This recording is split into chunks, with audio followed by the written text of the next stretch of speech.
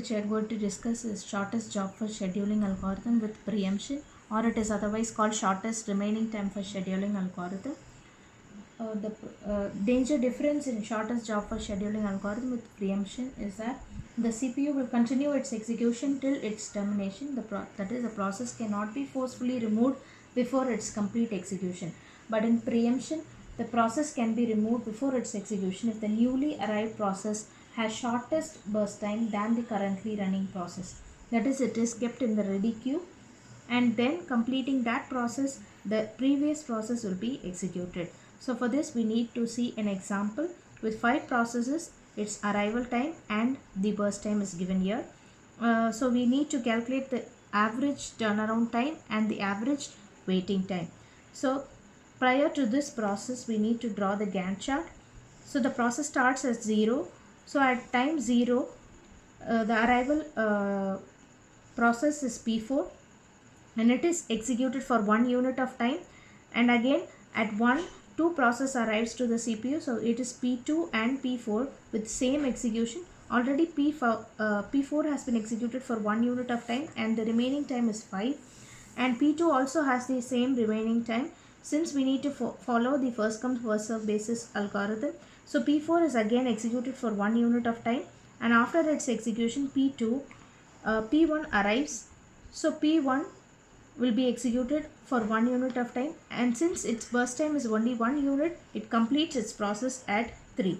So at 3 there is no process arriving at the CPU, at the ready queue. So P5 is again executed for 1 unit of time. So at P4 at 4 P3 arrives to the CPU and its burst time is 1 unit, so it completes its execution at 5.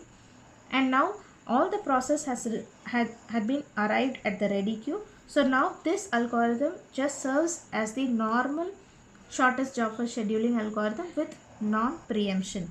So now the process which has less burst time will be executed first. So P5 has rest burst time as 2 and it will be executed till 7.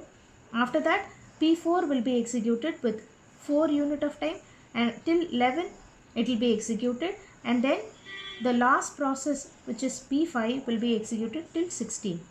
And now we know the formula for calculating the turnaround time is the complete time minus the arrival time. So P1 has arrived at 3. It completed its execution at 3. So 3 minus 2 will give you 1. And for P2 it is 16 minus 1.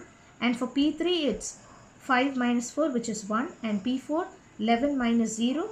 So it doesn't get the CPU, and it started at 0 and just ended at 11. So 11 minus 0 is 11, and P5 is executed at 7 unit of time. So 7 minus 2 will give you 5, and the total turnaround time is 33. And to find out the average you need to divide it by 5, and the total average turnaround time will be 6.6. Same way, waiting time is calculated using the turnaround time minus the burst time.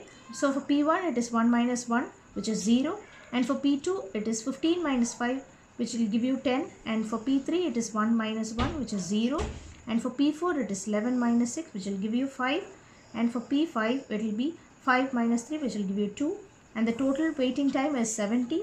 And to find out the average waiting time will be 3.4.